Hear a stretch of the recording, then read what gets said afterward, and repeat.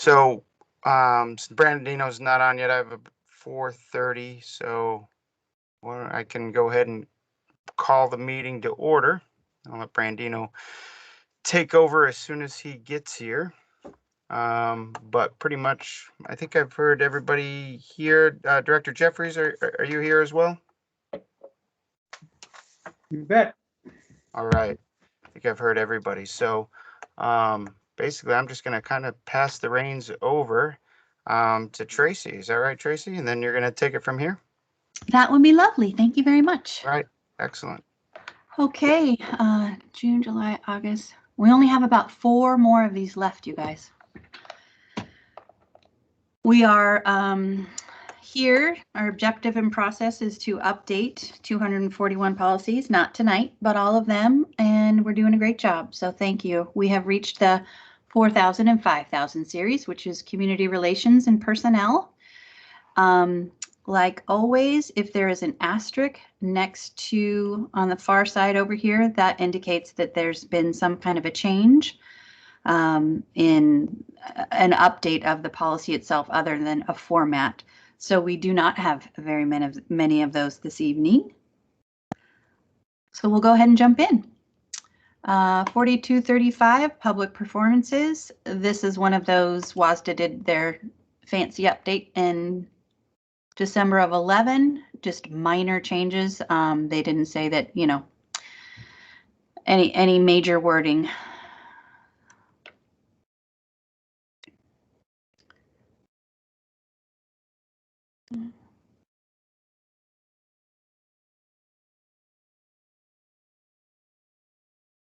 Okay. That was our format only. 4237. I am not watching hands, by the way, get raised. So if somebody can monitor and take care of that, that would be awesome. I am happy to do that. Thank you. Again, just Director Jeffries, I think, has a question. Yes. Oh, it was just a comment that I wanted a policy 3530, which is fundraising activities involving students, should be cross-referenced with this policy. Just a comment, question. I'll let you take a look at that and decide, but. Okay. 3530, you said, huh? I think so. Yeah, 3530, fundraising. Okay. It's related to. Correct. I've made a note of that. We, of course, don't do any of the cross-referencing. We leave that for WASDA's details, but that's a great question. Looks like Director Stoffer as well has a question. Thank you. Yes, thank you. Yeah, that sounds like a great idea to do because these do come up together, those two policies, and so having that cross-reference, and I would support adding that in there and back on the other one too, even though I know we've moved into the 4,000 and we're past the 3,000, but that's why we're doing these policy reviews. So thank you. Thank you. All right, our use of school facilities. This is another format only.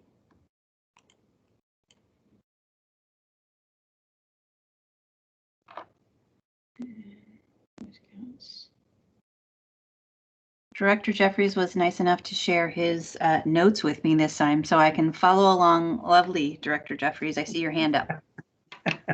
Sorry. Well, forewarning.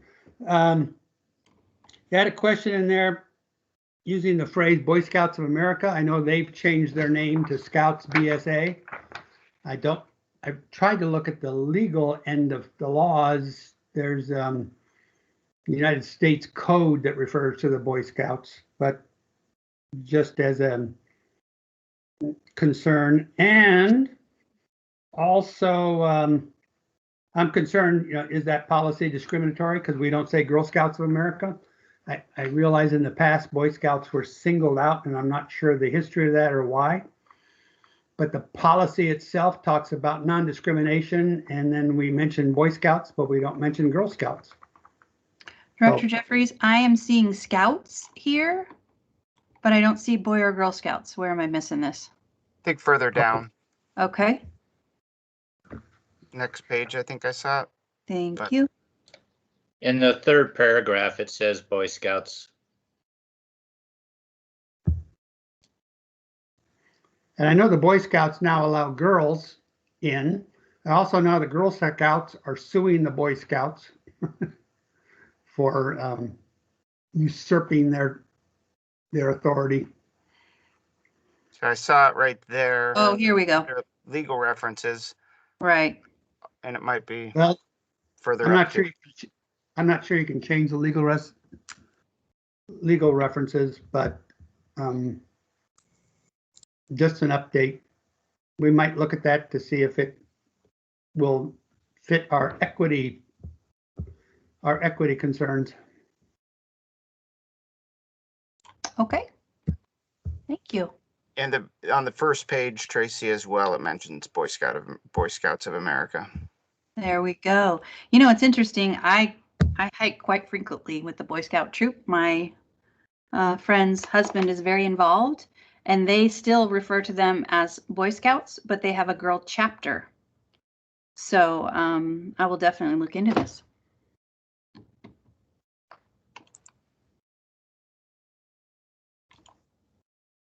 Yeah, Okay, it's keep going. probably an easy fix if their organization is known as a different name.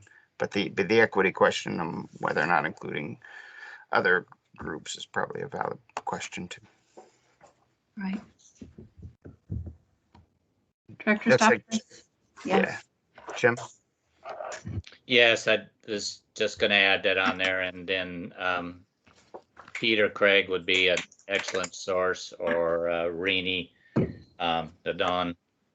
Both are the two scout leaders, scout troops within the Sequim School District boundaries, and they could probably provide some good insight for this, but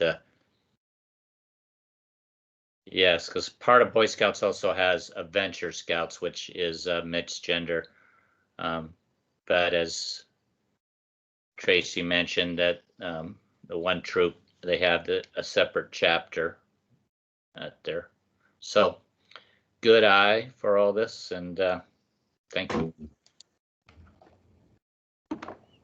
All right, and our community education program number 4265.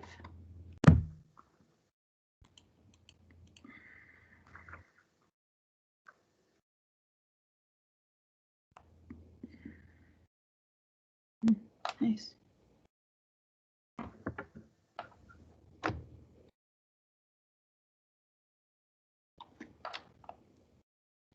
Director Jeffries has a hand up. Well, you know what I'm going to ask about, right, Tracy? I do. Give me an example of what this would look The like. superintendent will establish and periodically present to the board. What does periodically mean? Once every year, once every 10 years, whenever they feel like it? That's just a question I have.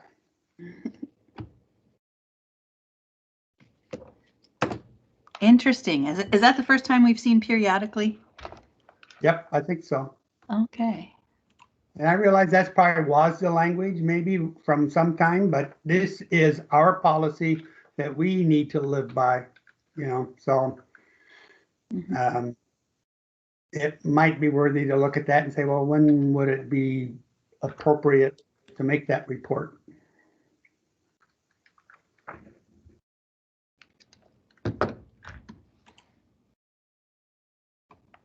Noted. Okay, relationship with law enforcement and government agencies.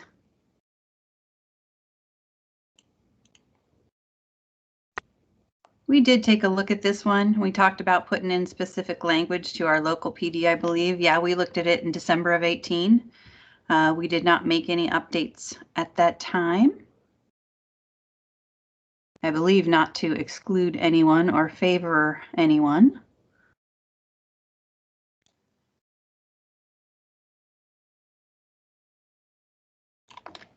Director Stoffer? Yes, thank you. A lot of this that came out of WASDA was from legislation back in 2018, and it had part of the some of those safe and security positions, safe schools positions. I know it was some discussions this legislative session, but from there, I don't think any major changes happen in the law, but I could be wrong on that, but that's just some background stuff out there. Thank you. Thank you. Director Jeffries? Yeah, I mean, speaking of WASDA, they have a model policy 4311, the school resource officer, that was published in May of 2020 in their policy and legal news. We don't have a policy 4311. The content may be covered in our policy on that we're discussing. We actually have that for discussion tonight under other policy items. Since it didn't fall under our regularly reviewed of what the board approved, but it did come up in that legal and policy news. It is on here tonight. Okay.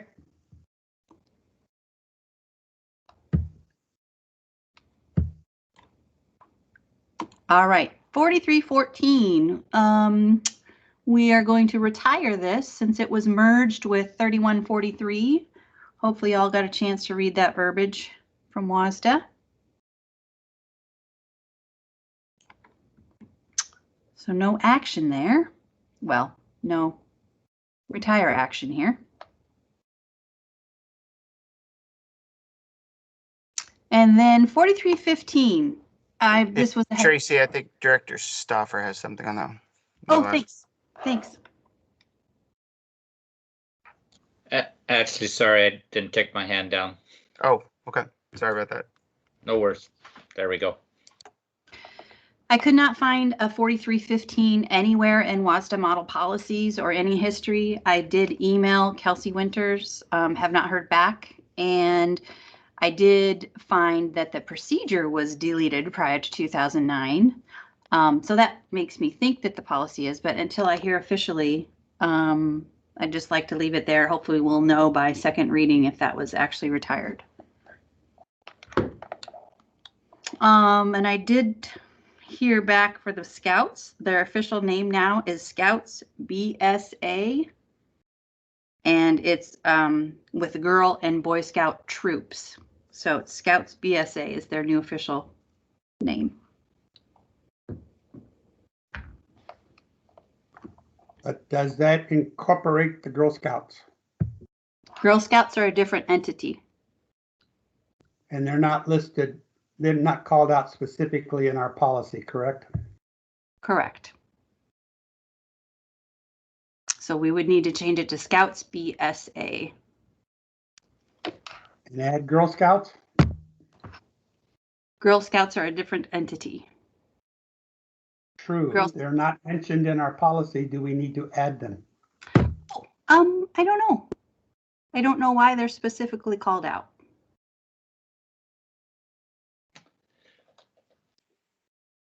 Well, perhaps we add them.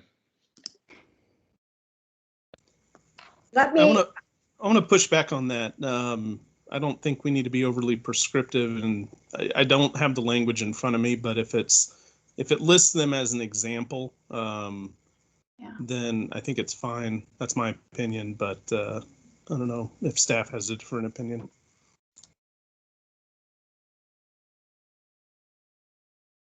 All right.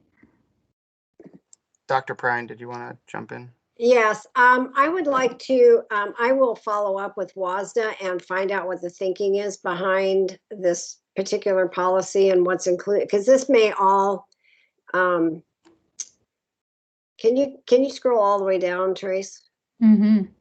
please?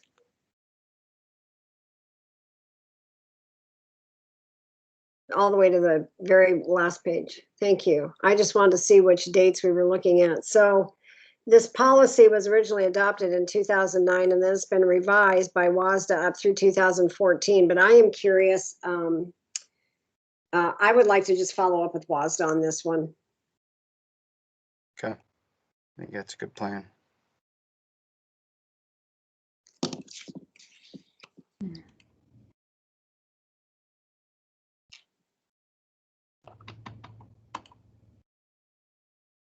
Okay.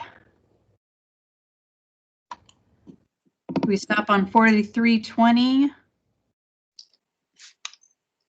Moving on. This was again a format only.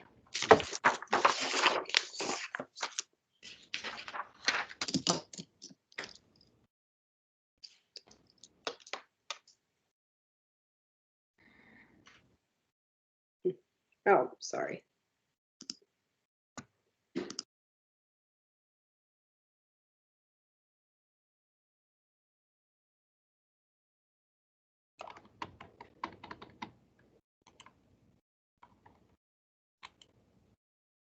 $4,400, update in 1211.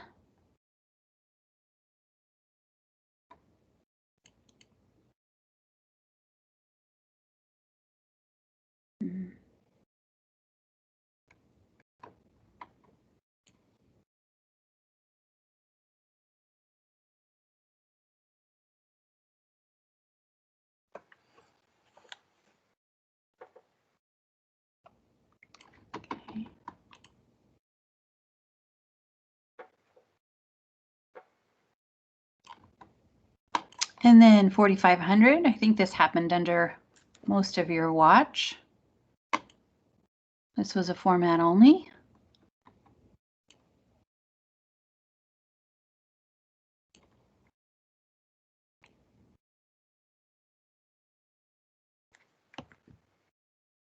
Director Jeffries. Yeah, I just want to make sure I understand that you had an incident recently, maybe by a realtor that was flying a drone over his property that was next door to Gray Wolf, I think, maybe. Does this policy in any way cover our concerns for that? I mean, drones flying over or near school property that don't belong to private citizens, don't have anything to do with school issues.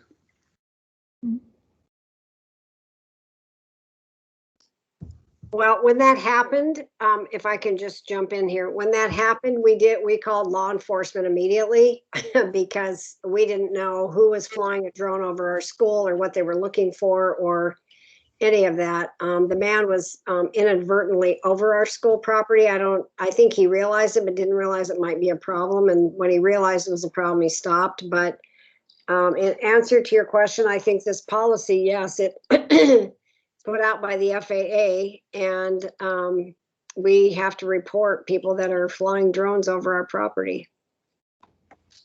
Okay, that's good. If you follow that procedure, I think that's fine. Like I said, in this case, it was inadvertent and not malicious, and that's great. I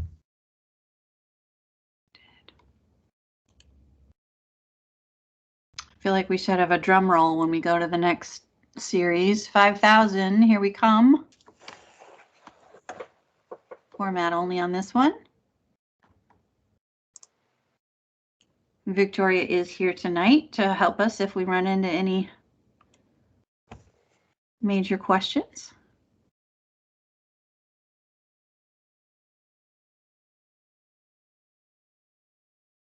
Director Jeffries? Very nice, very nice. There you go. I added it in there. First of all, there's a couple lines in here that I think are fantastic.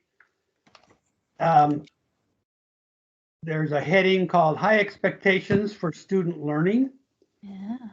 And staff are recruited and selected to assure that students grow and meet their full potential in district programs And I think both those statements need to be seen maybe more frequently in our policies and or strategic plans, that we do have high expectations for students.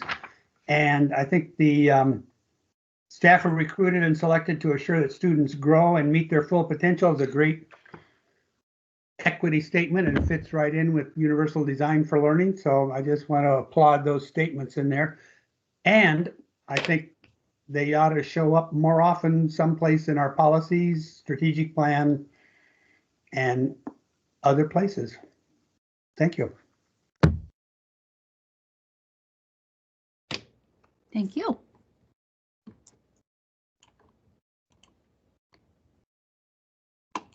All right, hiring of retired personnel. We did take a look at this not too long ago.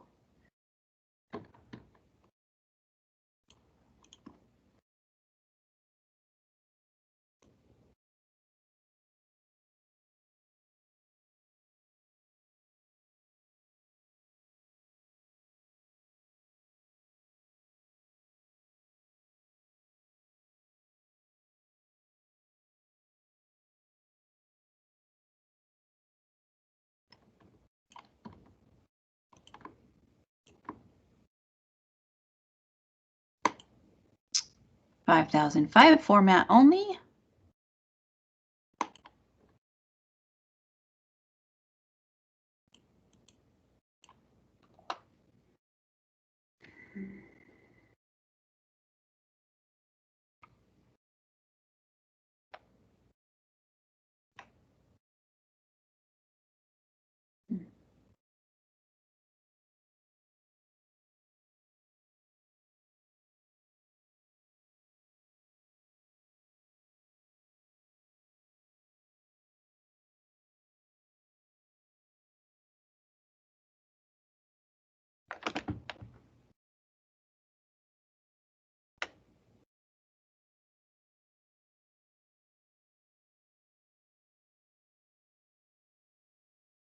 We were just talking about this volunteer process in cabinet the other day. That's why I'm slow reading this.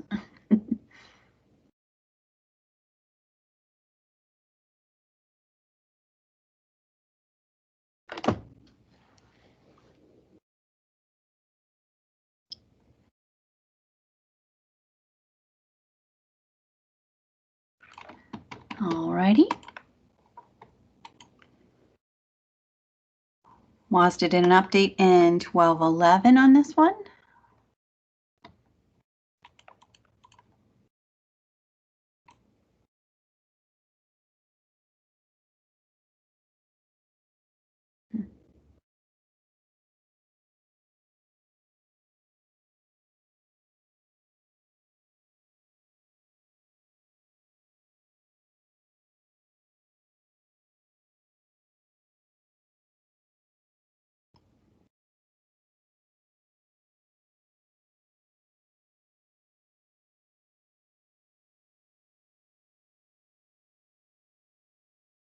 Director Jeffries? I was just going to comment, I don't know if we've had our lawyer look over some of these, especially this one in particular. I'm not aware that we've had to do this ever, but given some, recent history over the last few years, it might come into play. Is that one for the legal eyes to look at? Whether we've copied paste WASDA, that's fine. But WASDA is not the one who gets in trouble for enforcing this. We do.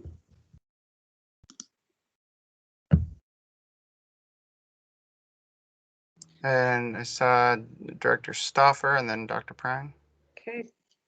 Are we looking at policy 5006? That's correct? Yes. Okay. So then I'm looking at number G, or letter G, and it talks about school premises. And what comes to mind, I'm thinking of, is with our remote learning, does that constitute a school premises? I know we see it again in the 5201 that will be coming up about drug-free schools, community, and workplace.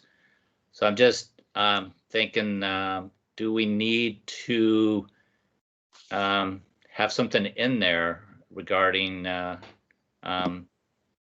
hybrid virtual learning? Because it's more likely going to continue. But it's just some thoughts.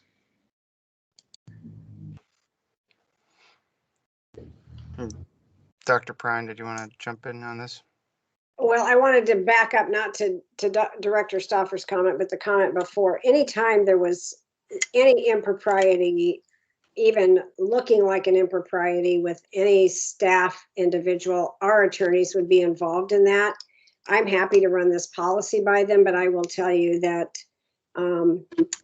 anytime we even have an inkling, we contact our attorney, because we don't want to get in trouble, and we don't want the person that we're dealing with to be in trouble either. So we have to figure out what we need to do. But by the time somebody's ready to have their certificate revoked, we have been through many channels with many hours with an attorney, and it goes to the Office of Professional Practice, which they're ultimately the ones that revoke a certificate.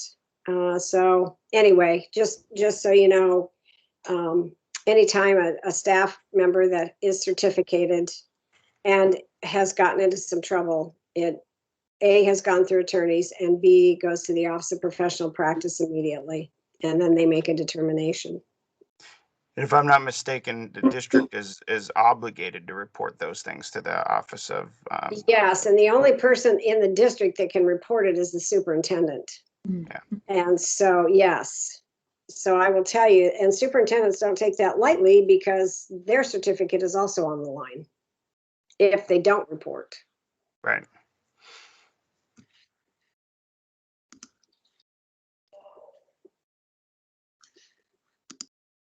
Director Jeffries, did you have I saw your hand. I don't know if you're still up or not.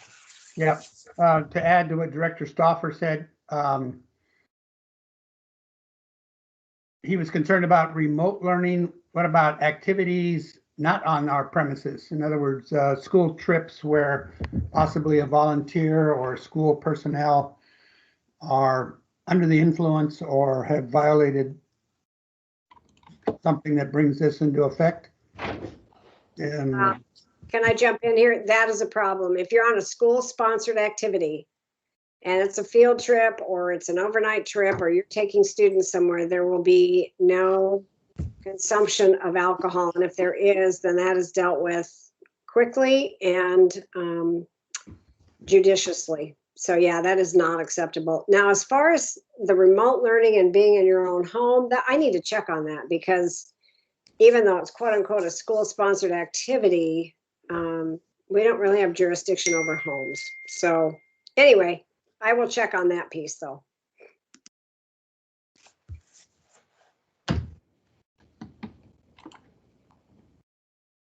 All right, policy 5010. This was a format only. I believe we looked at this in maybe 18 or 19 as well. 19, okay.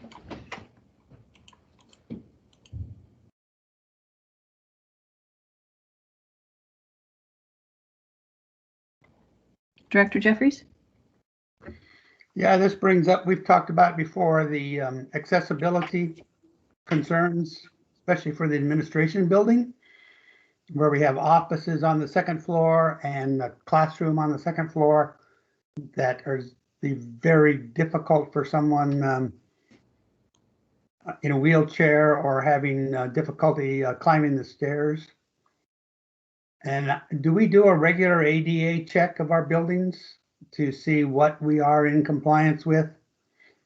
And I would suggest when you do that, you have somebody in a wheelchair do that.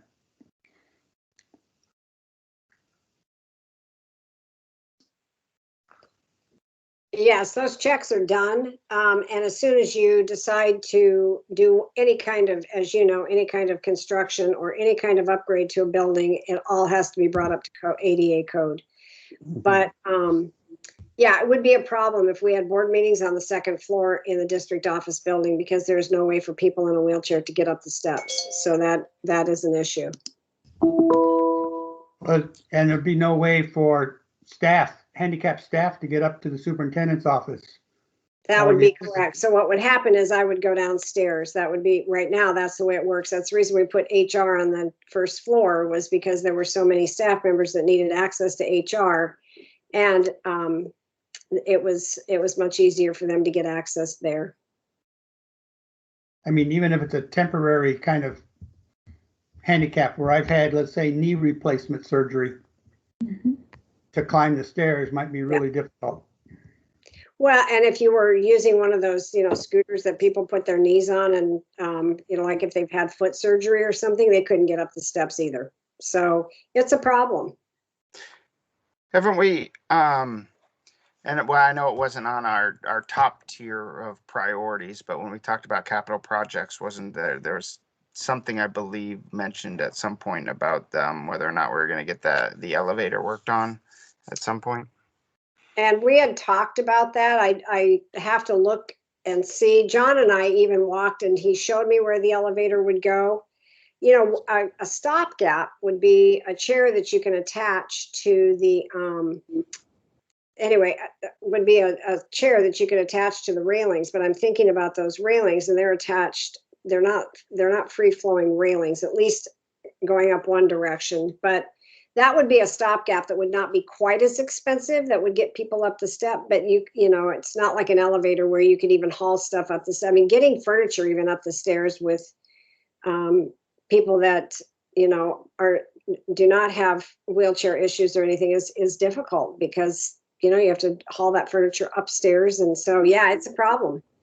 Yeah. And as far as being on the list, it may be on the list. We'll have to see where, it's not at the top of the list though, and it's not in tier 1 or tier 2. So. Right. I see Director Koo's hand up, and then I also see Director Gibson is here. So after call on Director Koo, I can officially pass over the chair role to Director Gibson. Nice, thank you. My question had to do with, I was concerned to see affirmative action enshrined in a policy, just because of the controversial nature of that initiative. I guess the question before I make a bigger stink about it to Jane or Victoria, is that a legal mandate? It prefaces the statement with as a district, as the recipient of public funds. So it makes the, it implies that our hands are tied on the matter. If that's not the case, then I'm prepared to suggest we look into that further, as that, in my belief, is the quintessence of racism.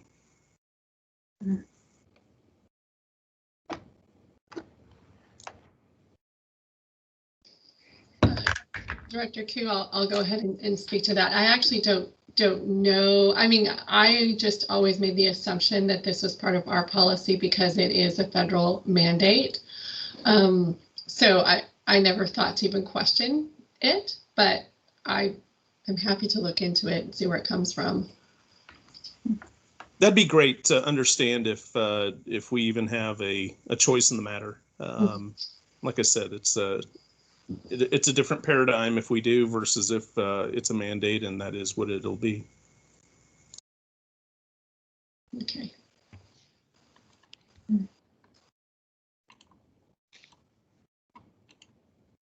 Okay. 5011, this is a format only. I believe we looked at this, got to be in that 18-19 window. Yep, December of 19.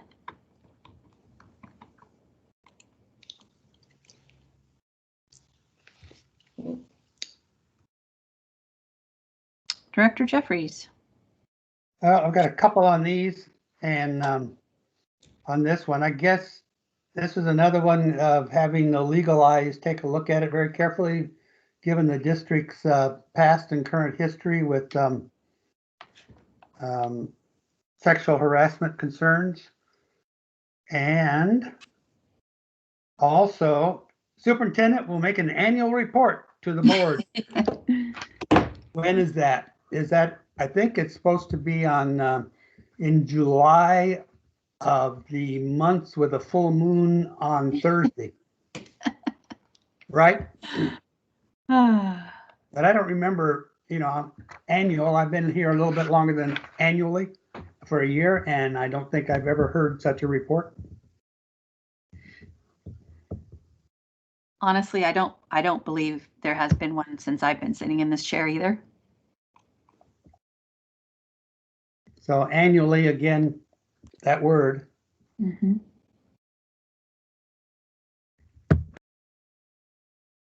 Tracy, can you scroll down and say exactly what kind of report it should be? Because there's a lot of information here that can't be reported out publicly. So I'm just trying to figure out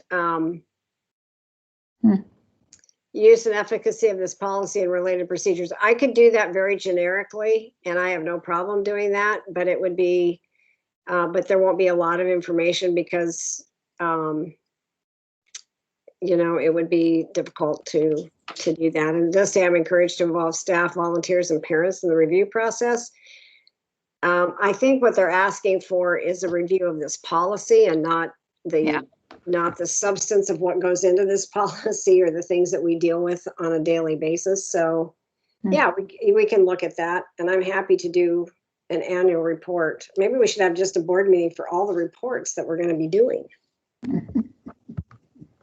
I'm smiling, by the way. That would be a long meeting. We call that a policy party. It would be on a full moon, so it'd be okay.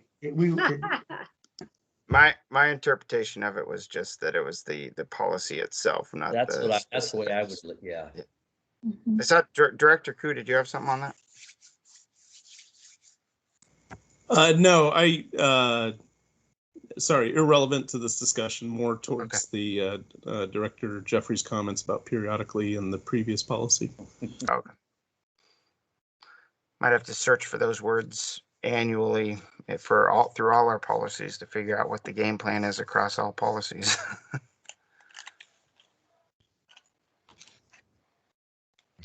All right, 50-20 collective bargaining. This is format only. I feel like this, I don't think we looked at this. 89, so they did an update in 11, and that's it since then.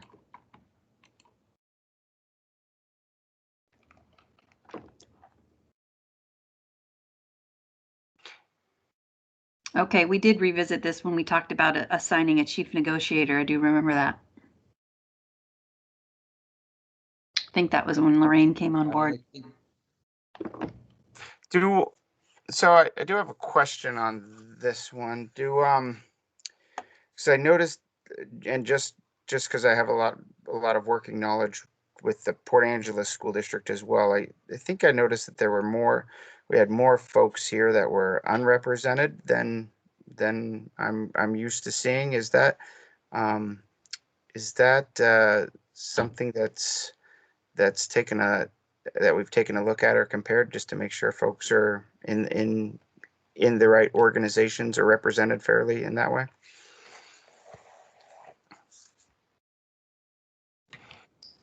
Dr. Prine, do you want me to take this one? Yes, please. Okay. Good question, Director Pickens. We actually we have unrepresented employees here in the district office, and those employees are actually in the midst of forming an association. So at the end of the day, the only unrepresented employees in this district will probably be the executive cabinet. Okay. And that's it. So. And that solves that question then, or not solves. Not that I'm saying it's a problem, but it answers the question, to be sure. Yes, yeah, for sure. Eric, sometimes it gets into the recognition clauses of each group as to what categories they're in. Like I know in Port Angeles that we have the school nurses, for example, they're included with the teachers association, but that is unique. Not all districts are not. I'm sorry, not all associations are the same, district to district. So, sorry, Brian, were you asking me a question? Yeah, I guess this is for you and Larry, and of course our staff. Is just I wasn't aware of that imbalance as you just spoke to. Just to confirm, is that abnormal, the scenario we've had here, which sounds like is on the path to organizing? Yeah, I can only speak to my, experience with Port Angeles. I think sometimes there are just really unique kind of positions that sometimes it just doesn't fall under the recognition clause of the association. But I can't speak to how we compare more broadly than that. Okay. I'm not sure if anyone else has perspective on it.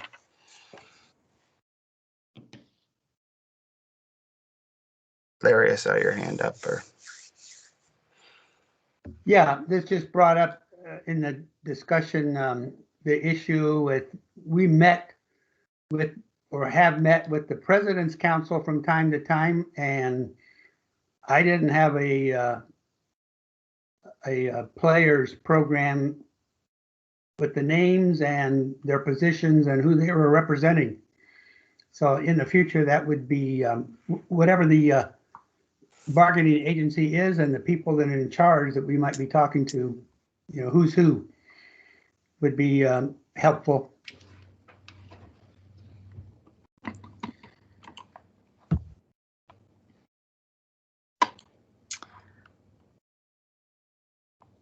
Okay, contracts.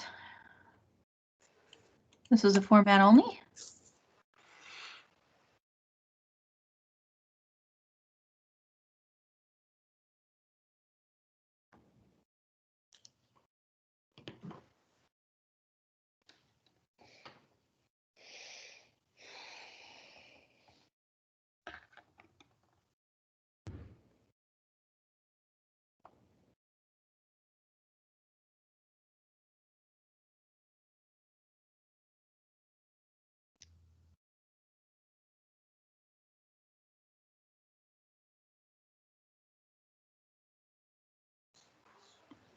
Looks like we did take a peek at this back in 2018.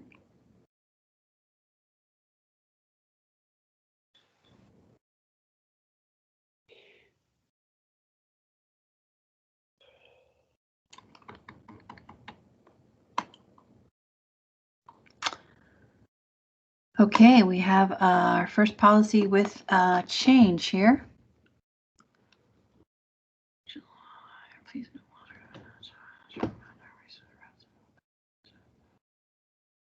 Okay.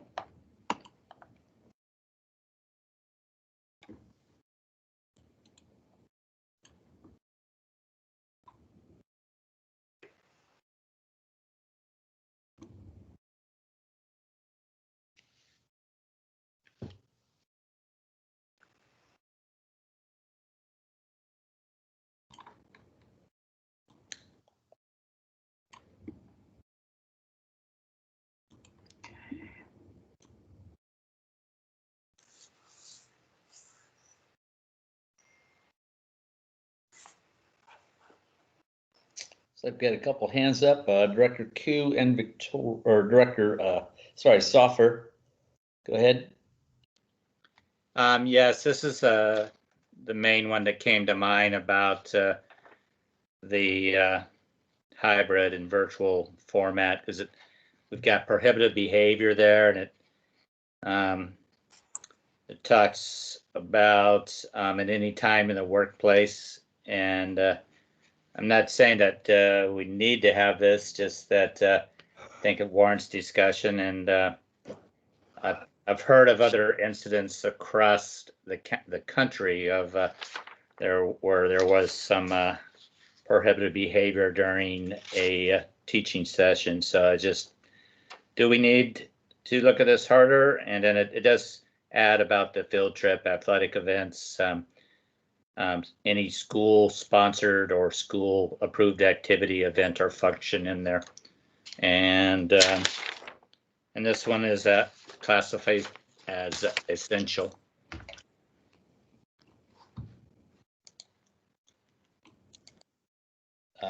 Larry.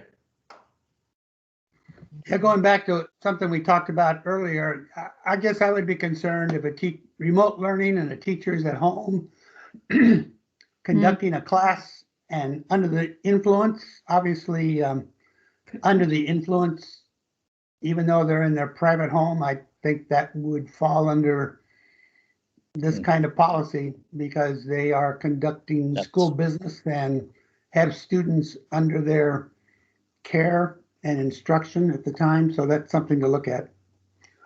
I mean, yeah, I would think that that falls under their designated workplace at that time. That would be my, I guess, my take on it. Do we have, I mean, just on that note, side part of that, but do we have, like telework agreements with the staff regarding them, you know, working from home? I know, like I do for all of my staff, they had to sign a full disclosure telework agreement, the equipment that they have. Victoria, go ahead.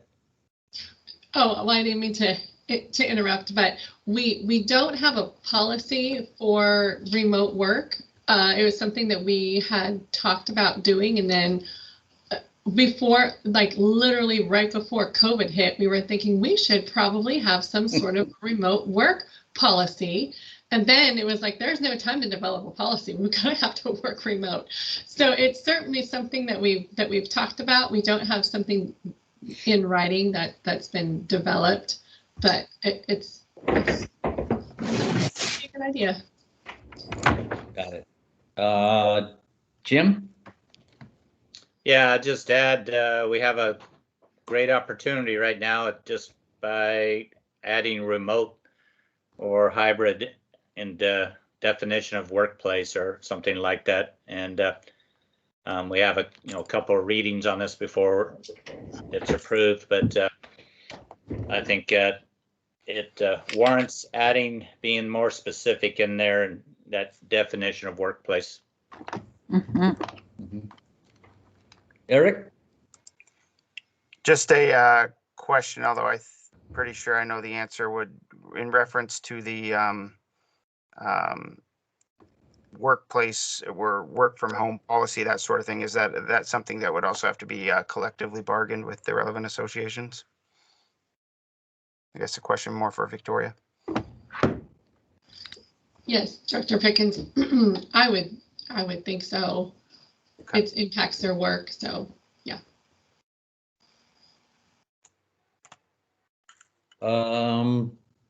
Larry. Yeah, I was going to ask, in remote learning, did we give our teachers devices to use at home for remote learning, or are they expected to provide their own computers and laptops? And if so, if we gave them school property to a school laptop to conduct business, kind of like, the board members have, does that give new insider concern for how those laptops are used and what's going on with them? Go ahead, Victoria. I can speak to that, Director Jeffries. So every employee has to sign an electronic use agreement when they come on staff. So that kind of covers the protocols and the ways that employees need to behave when they are using district devices. And yes, when we sent our teachers home, we did provide them with devices to do their work. It was very important to us that they did not work with their own equipment. All kinds of reasons that I probably don't even need to explain to you all because you're very smart gentlemen and you already know. So anyhow, there is a set of protocols that our employees are supposed to follow, and they are given devices to do their work. I hope that answers the question. Thank you. And Brian. Great, thank you, sir. I think at the end of the day, we're all probably on the same page as far as what we'd like to accomplish or see our staff doing or not doing. But I just want to put a voice of caution out there for how overly restrictive we seek to have our policies. And I acknowledge that the policies are kind of the overarching framework by which procedures, and other things like that, agreements, fall under. The reason I'm cautioning this and not suggesting in any way that we're not all thinking the same thing, that a teacher inebriated teaching a class online is entirely unacceptable. However, it's been my experience that the more restrictive language you place on things at a policy level, the more, frankly, litigious the environment can get. I would just really urge us to question or just kind of self-check that beguiling allure of very restrictive language. And maybe this is an extreme example, but I just offer it as something. What if two teacher colleagues, say librarians, are meeting on the weekend for a book club, but then they also discuss school matters and they're enjoying a glass of wine with each other? I know that may be an extreme or super unique, but those are the kind of things that come to mind when I think of what we're trying to accomplish here, and what a best practice would be. So, I'll defer to the wisdom of staff as far as what they recommend to bring forward for this board to consider. But just a note of caution as we're discussing these things. I would err on less specificity than more has been previously stated. So just my 2 cents. Thank you, Brian.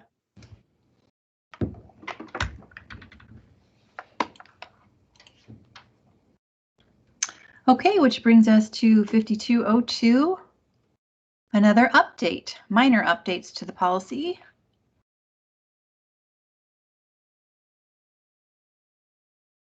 Interesting. All right, we'll look at the markup and see how minor they define minor.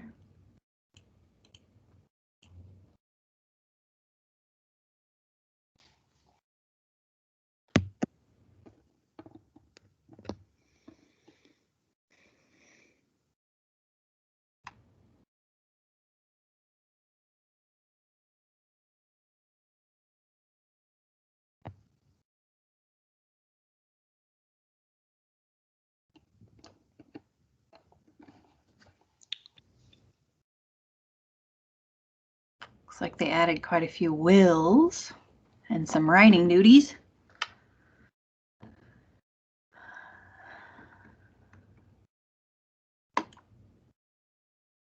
All right.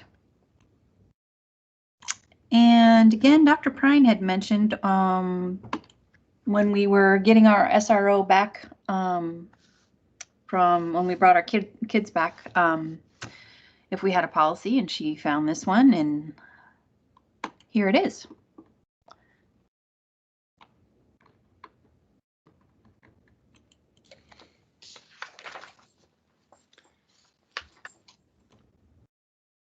Director Stoffer? Yes, thank you. Going back to the 4310, which is listed as encouraged, and then this one is essential. Perhaps it could be folded into one,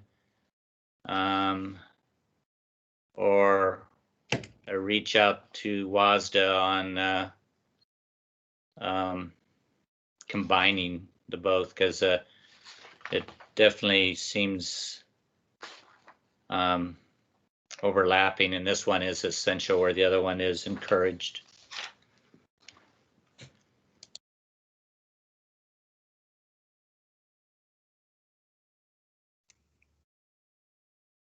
Larry? Yeah, and if we do, if our current policy covers the basic information or intent that's found here, we might not have to add a separate SRO policy. I'm guessing or imagining or hallucinating that given the recent history over the last year or so, where a lot of districts have actually ended their SRO agreements with law enforcement and refused to have them in their schools, that might be part of this one. Luckily, here in Sequim, we have a very good working relationship with all our law enforcement agencies, and I would encourage we continue to do that. So it's if it's, I kind of agree with Director Stauffer, if this can be rolled in with our current one, maybe adding some wording, but I'm not objecting to adding this as a new standalone policy, just to make it clear how we operate.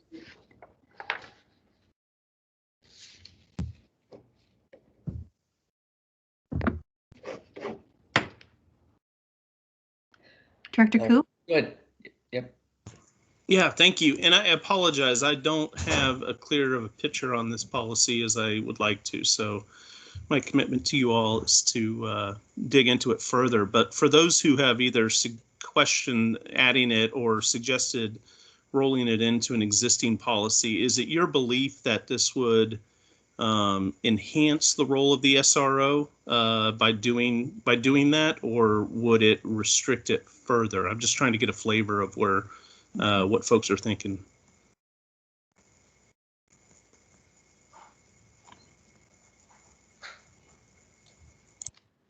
Eric, you're up next. Yeah, and I don't know if I can speak to directly to Director Koo's question, but I just wanted to bring up, this is something where my thoughts on it kind of continue to evolve. But one thing's, if putting this in place, one thing that for me at least that would be extremely important is in this, where it talks about, I think it's the fourth paragraph down, where it talks about the use of an SRO to intervene if it's an immediate and continuing danger. I just, from my perspective, I can't stress that enough, that we want to be careful going down this road of relying on uniformed police officers to solve behavioral type issues, which are most times generally best solved with either school administrators or even going down the road of other mental health professionals that work in our buildings. So just wanted to kind of a voice of caution on that, with making sure that we're using the right people for the right jobs. Nice. And I think, Jim, you were up next. Yes, thank you. I'm recalling the conversation that it had in May, and Abigail from WASDA briefed the Ledge Committee on this, and as Director Jeffries talked about, and help me with this, Larry, if I get this wrong, where we've had some school districts who have canceled their contract with SROs due to in their particular districts. And I remember that discussion being pretty robust at the Ledge Committee meeting, and that those of us on the outside of I-5 were very strongly on let us decide our relationship with our SROs, because what works in Seattle is definitely doesn't work for us per se, and to be very cautious of restrictive language. And then my thought on this, and I don't know if this answered Director Coos, but I just see these two policies and kind of see them as being rolled into one. And since one is essential, that's a required one. The other one is encouraged. But I think it warrants even going back to WASDA, to Abigail, for some clarification. So thank you. Okay, Larry, and just a reminder, we're at 5:29 and we have another meeting to get to. Yeah, I was just going to mention to Director Koo and the other board members that policy 4311 that we're talking about, the school resource officer, is found in the Policy and Legal News, May 2020. So you can look it up if you want to do some investigation on your own.